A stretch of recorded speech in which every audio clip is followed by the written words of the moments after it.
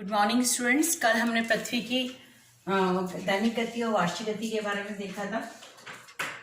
उसके पहले general introduction देखा था, कल थोड़ा डिटेल में देखा था। आज हम कर रहे हैं अक्षांश और देशांतर रेखाओं के बारे में।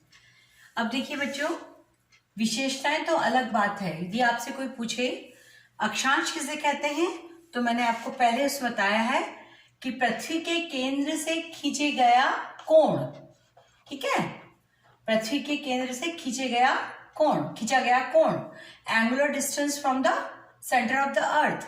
अब ये मैंने यहाँ 23.5 लिखा है, तो ये 23.5 क्या है बच्चों, क्योंकि मेरे पास ये लकड़ी का है डी, आपको दिखेगा नहीं, पर ये जैसे हम सेंटर पे ही रखा तो हमारा ये 10, 20, 21, 22, 23 मैंने आपको परसों बना के बताया। तो ये आपका 23.5 डिग्री का कोण जो है, ये 23.5 डिग्री करके रखा है, यानी हर 1 डिग्री से लेकर के 90 डिग्री तक उत्तर और ऐसे 1 से लेकर 90 दक्षिण तक सारी जो सेंटर से खींची गई जो रेखाएं हैं, ये आपकी अक्षांश हैं। अब ये अक्षांश रेखाएं जो हैं, इनका कैरेक्टरिस्टिक्स क्या है, विशेषता क्या है, ये पूर्व से पश्चिम या पश्चिम से पूर्व खींची गई है। यहां से करेंगे तो यहाँ इसमें ये 90 उत्तर होती हैं और 90 दक्षिण होती हैं, तो टोटल कितनी हो गई है 180, है ना। और ये कभी भी आपस में ये अक्षांश रेखा एक दूसरे को काटती नहीं है, दे ड्रॉन इजीली, एक दूसरे के क्या होती हैं, ये समानांतर, ठीक है, समानांतर होती हैं। और इसी वजह से हम जब कोई चीज बोलते हैं, यदि ये जो बिंदु मैंने रखा है तो हमने क्या बोला, ये विषुवत रेखा से उत्तर में है, ये बिंदु विषुवत रेखा से दक्षिण में है ना। तो उत्तर दक्षिण पोजीशन जो है हमें, या लोकेशन वाइज जो बात हम करते हैं ज्योग्राफी में, वो हम अक्षांश रेखाओं के आधार पर करते हैं। इससे मुख्य कौन सी है, वही विषुवत रेखा 0 डिग्री, भूमध्य रेखा बोलते हैं, विषुवत रेखा बोलते हैं, इक्वेटर बोलते हैं, कर्क रेखा 23.5 degree north, tropic of cancer 66.5 degree उत्तर, आर्कटिक सर्किल या व्रत, आर्कटिक सर्किल या आर्कटिक व्रत, और 90 डिग्री यानी उत्तरी ध्रुव, 90 डिग्री नॉर्थ मतलब उत्तरी ध्रुव। ऐसे ही 23.5 डिग्री दक्षिण मतलब मकर रेखा, 66.5 डिग्री दक्षिण मतलब एंटार्क्टिक सर्किल और व्रत, है ना, एंटार्क्टिक व्रत। आर्कटिक और एंटार्क्टिक नाम सेम है, आप एटलस में और देखिएगा। एंड 90 डिग्री साउथ मतलब दक्षिण ध्रुव, ठीक है। तो ये इस प्रकार से हमने ये बात की। अब सिंपल सा बच्चों, यदि हमें किसी जगह का अक्षांश पता है तो हम उसकी विषुवत रेखा से दूरी ज्ञात कर सकते हैं। देखो, एक जो मैंने सिंपल बोला है कि विषुवत रेखा से जो हम एक टेंटेटिव लेते हैं, 1 माइल में कितना किलोमीटर है 1.5, ठीक है। अब 69 माइल्स को यदि हम 1.5 से कैलकुलेट करते हैं तो 111.044, यानी बच्चों ज्योग्राफी में 0.5 से ऊपर की नंबर है तो इसको हम राउंड नंबर कर लेते हैं, और 5 से कम है डेसिमल के बाद, दशमलव के बाद, तो उसको हम एज इट इज रहने देते हैं, यानी इसको हम 111 किलोमीटर बोलेंगे तो चलेगा। जैसे सपोज हमारा बॉम्बे है, ये मुंबई जो है हमारी 18 डिग्री 55 यानी 55 मिनट उत्तर पे है, और एक हमारा जो डिग्री है, एक माइल वाइज किलोमीटर वाइज, वो 69 है, या इसको हम मल्टीप्लाई करेंगे तो ये 18 पॉइंट इतना आया, तो ये किलोमीटर में कितना आ गया 2059.60, यानी ऑलमोस्ट 2060 किलोमीटर मुंबई विषुवत रेखा से दूर है। ये इस तरह से हम एंगुलर डिस्टेंस को ज्ञात कर सकते हैं। इसी प्रकार से यदि हमें पेरिस का अक्षांश पता है, न्यूयॉर्क का पता है, वॉशिंगटन का पता है, कैलिफोर्निया का पता है, या सैंटियागो का पता है अक्षांश, तो हम उसको 69 माइल से, क्योंकि ऑलमोस्ट ये 111 किलोमीटर डिफरेंस होता है एक अक्षांश के मध्य। ये याद रखने की बात है बच्चों, ये मैं हमेशा वर्बली कैलकुलेट करके बताती हूँ, ये बहुत आसान हो जाएगा। अब बच्चों, ये तो हमारी अक्षांश रेखाओं के बारे में मैंने मोटी मोटी तरह से बात की, होपफुली आपको ये समझ में आ गई होगी। अब देशांतर के लिए देखिए, यही हमारा पृथ्वी का जोइडिक साइन है। पृथ्वी की उत्पत्ति के आधार पर हमारी भूगोल में स्थिति ऐसी है, तो ये उत्तर से दक्षिण दिख रहा है। यहाँ देखिए मैंने इसको कलर किया है, ये मध्याह्न हो गई ना बीच में, अर्थ को 2 भाग में बांट रही, किस में बांट रही, उत्तरी गोलार्ध और दक्षिण गोलार्ध में। ऐसे ही ये जो उत्तर से दक्षिण रेखा खींची है, इसको हम बोलते हैं प्रधान मध्याह्न रेखा, प्रधान मध्याह्न रेखा, प्रधान मध्याह्न रेखा, अंग्रेजी बोलते हैं प्राइम मेरिडियन, ठीक है। अब ये उत्तर से दक्षिण है, तो ये हमारा उत्तर से दक्षिण जो प्रधान मध्याह्न रेखा है, इसके पूरब, ये पूरब हमारा, ये ईस्ट है जो मैंने कल डायरेक्शन आपको बता दी है, पूरब, और ये पश्चिम।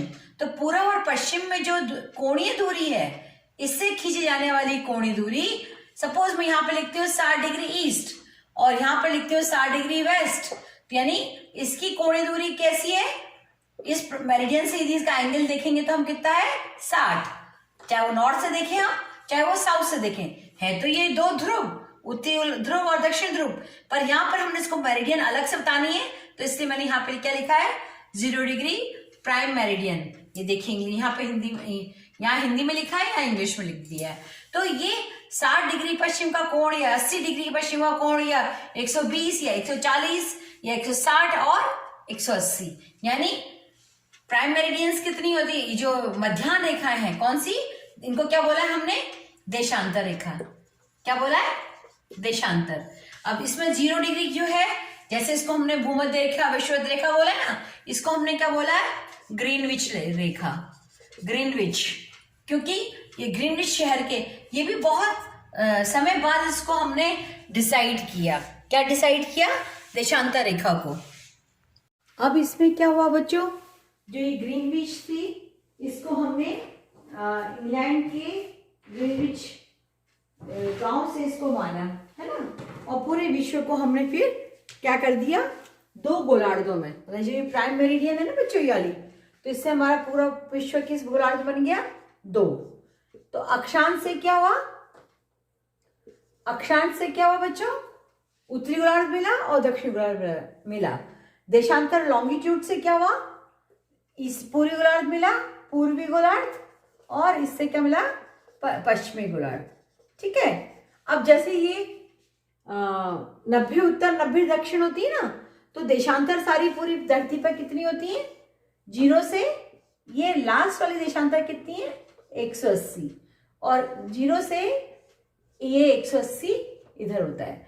तो 180 गोल है धरती हमारी, इसलिए हम इसको, ये ओवरलैप हो जाता है, जैसे ये है ना, ये सारी देशांतर हुई तो ये एक के ऊपर एक आ गई, 180 गोला ऐसे बन गया। परंतु फ्लैट पेपर पे हम क्या, जब समतल कागज पर हम क्या इसको दर्शाते हैं, जैसे ये देशांतर है हमारी 30, 60, 90, 120, 150 ऐसे, तो ये 180 पे हम ना तो पश्चिम लिखते हैं ना पूरब लिखते हैं, या यहाँ पे लिखेंगे तो यहाँ पश्चिम लिखेंगे, और 180 पे हम कुछ नहीं लिखते, ईस्ट हम इससे पहले लिखेंगे, क्योंकि 2 देशांतर नहीं हो, यदि हम इन दोनों पर ईस्ट, इस पे ईस्ट और इस पे वेस्ट लिख देंगे, पूरब और पश्चिम, तो ये 2 हो जाएंगी। इसलिए इसको हम 180 देशांतर को क्या बोलते हैं, अंतरराष्ट्रीय तिथि रेखा। और इसको हमने पूरे विश्व में कैसे करा है, 180 एक मानी है, जहां जहां जैसे यहाँ आइलैंड आ गए हैं, लैंड पार्ट आ गया, तो उसको पानी में तो गुजार दिया है, और फिर उसको हमने 180 देशांतर अंतरराष्ट्रीय तिथि रेखा को हमने, क्योंकि एक ही भूभाग पे पूरा पश्चिम नहीं हो सकता, इसलिए उसको पानी से गुजार के अंतरराष्ट्रीय तिथि रेखा को हमने 1 माना है। ठीक है। तो हमारी देशांतर टोटल कितनी हो गई, 360। अब बच्चों यहाँ 0 डिग्री पर कितना अंतर है, एक अक्षांश के मध्य 69 माइल्स, है ना, 111 किलोमीटर। अब परंतु जब ये हमारा दूरी जो यहाँ है ध्रुव पे जाते हैं, तो मैंने कितनी बताई थी परसों, 18 से 19 किलोमीटर के बीच एक देशांतर की मध्य दूरी होती है, और यहाँ जस्ट इसका आधा, मतलब 1/3 हो गया। विषुवत रेखा के पास जो भूमध्य रेखा के ऊपर देशांतरों के मध्य दूरी, वो दूरी, और देशांतर रेखाओं के अंदर ध्रुवों के ऊपर की दूरी, इसमें लगभग कहाँ, तो ये अराउंड 69 किलोमीटर्स, 69 माइल्स, या 18 से 19 माइल, या कैलकुलेट कर लो आप 1.5 गुना, थोड़ा सा बढ़ा लो 18-19 का। तो कहने का मतलब कि पृथ्वी गोल है, ये हमने प्रूव किया था, और देशांतर जो है आपकी, ये सारी की सारी ध्रुवों से निकलती है, मतलब 9 नॉर्थ पोल से साउथ पोल आपस में जोड़ती हैं, एक दूसरे को पोल्स पे ये मीट होती हैं देशांतर रेखाएं। और देशांतर रेखाओं से क्या हुआ कि कोई स्थान, जैसे हमने ये बोला, सपोज ये यहाँ पर ये मंगोलिया है, या यहाँ पर हमने बोला ये अफ्रीका, नेटाल, तो ये ग्रीनविच रेखा के पूरब में है, इसको पूर्वी गोलार्ध बोल दिया। और ये 10 डिग्री देशांतर के ऊपर है पश्चिम के अंदर नेटाल, तो हमने बोल दिया ये पश्चिमी गोलार्ध में है, या हमने कहा मैक्सिको खाड़ी पश्चिम में है। तो कहने का मतलब पृथ्वी के किसी भी स्थान की स्थिति को हम अक्षांश और देशांतर रेखाओं के माध्यम से ही आइडेंटिफाई कर सकते हैं। अब देशांतरों का जो मुख्य काम है बच्चों, पृथ्वी पश्चिम से पूर्व घूमती है, ये हमने परसों पढ़ लिया था, पश्चिम से पूर्व घूम रही है। तो पृथ्वी को सूर्य के सामने जैसे ये घूम रही है ना, तो ये देशांतर ये आ गई, ये पीछे चली गई, फिर यहां से ये देशांतर आगे आ गए। तो यानी एक देशांतर से दूसरे देशांतर में पृथ्वी को घूमने में कितना टाइम लगता है? एक देशांतर से कितने देशांतर लगता है टाइम? 4 मिनट। ठीक है, तो 180 को गुणा करेंगे और 180 को गुणा करेंगे, 360 को हमने 4 से गुणा किया तो कितना आएगा? ठीक है, तो इनको फिर हम 60 से, क्योंकि एक घंटे में 60 मिनट होते हैं, तो फिर इसको काटेंगे तो ये कितना आ गया? 24 घंटे, 24 आवर्स। तो जो भाग सूर्य के सामने आ रहा है उसमें दिन है, जो सूर्य के पीछे की तरफ है उसमें रात है। तो देशांतरों से हम समय की गणना आसानी से कर सकते हैं। तो अब यहां पर एक नई चीज देखो, यहां पर मैंने लाइनें खींच रखी है ना, अभी मैं इसमें डिग्री लगाती हूँ, जैसे 10 degree, 20 degree, 30 degree, 40 degree, 50, 60, 70, 80, 90, 100, suppose ऐसे कर रही हूँ। तो यदि हमारी 0 डिग्री ग्रीनविच यहाँ पर है, तो ये सारी की सारी कहाँ हो गई? ये पूर्वी गोलार्ध हो गया।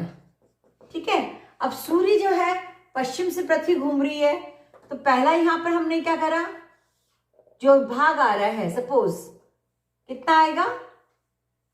0 यहां पर है हमारा, तो ये बढ़ता हुआ नंबर होगा ना, समझ में आई बात? 0 डिग्री है तो ये कितनी हुई? 30, 60, 90, 120, तो 10-10 का भी अंतर आप देशांतर जो है इसको माने। सपोज ये 180 है, तो ये 160, ये 120 का अंतर कर रही हूं मैं, तो ये 40 हो गया, ये 120 हो गया, ये 100 हो गया, ये 80 हो गया, ये 60 हो गया, ये 40 हो गया, ये 20 हो गया, और ये 0 डिग्री। अब इसको हमने 0 माना है। तो ये सूर्य जैसे इस पे पड़ रहा है, तो ये यहाँ कर पहला यहां से यहां पृथ्वी को जाने में 4-4 मिनट, तो 20-20 का है, तो कितना हो गया? एक देशांतर पे 4 मिनट का समय है ना, पृथ्वी को घूमने में लग रहा है, तो 20 देशांतर पे कितना लगेगा? 80 मिनट। ठीक है, और हमारा यानी यहां से यहां तक सूर्य को पहुंचने में 1 घंटा 20 मिनट लगेगा, यानी 20 देशांतरों को क्रॉस करने में सूर्य को कितना टाइम लगा? 1 घंटा। तो अब जितने भी जो जैसे ये हम यहाँ पे 20, 40, 60, 80, 90, 80, 60, 80, 100, 120, 140 ये देशांतर खींच रही हूँ मैं, है ना, 160 और 180 ये ऐसे आई। ठीक है, ये आपकी। तो अब जैसे इंग्लैंड यहाँ पर 40-42 ये आया, सपोज ये आपका है, ये आपका ग्रीनविच रेखा से गुजर रही है। तो हमारा भारत कितने पे है? आपका अपना भारत कितने पे है? 82 डिग्री पे हमारा ये टाइम लाइन जा रही है ना यहाँ पे, तो हमारा ये यहाँ से स्टार्ट हो गया, और ये सपोज आपकी 0 डिग्री मान रहे हैं, तो हमारा भारत ये अप्रॉक्स हम लोग यहाँ से हैं। ठीक है, अब हमारी 82.5, आई एम सॉरी बच्चों, ये चश्मे के बिना दिखानी मुझे, तो 82.5 हमारी है यानी 92, हमारा ये 97 पूरी गोलार्ध पे यहाँ भारत यहाँ पे खत्म हो रहा है। तो यहाँ पर यदि समय जो है हमारा समय इंग्लैंड से जो प्राइम मेरिडियन पे है, प्रधान मध्याह्न पे है, इससे हमारा समय कुछ घंटे आगे होगा। और कितने घंटे आगे होगा? क्योंकि ये 0 डिग्री है और हमारा 80 है, तो देखिए मैंने 20 पे आपका 1.5 घंटा बताया, तो कितना अंतर आया? 5 घंटे। और अप्रॉक्स जो हमारा चेन्नई या इलाहाबाद है वो हमारा 5 घंटे 40-45 मिनट आगे होगा। यानी हमारे यहाँ सुबह के सपोज हमारे दोपहर के 12 बज रहे हैं, तो यहाँ सुबह के 6 बज के कुछ मिनट होंगे।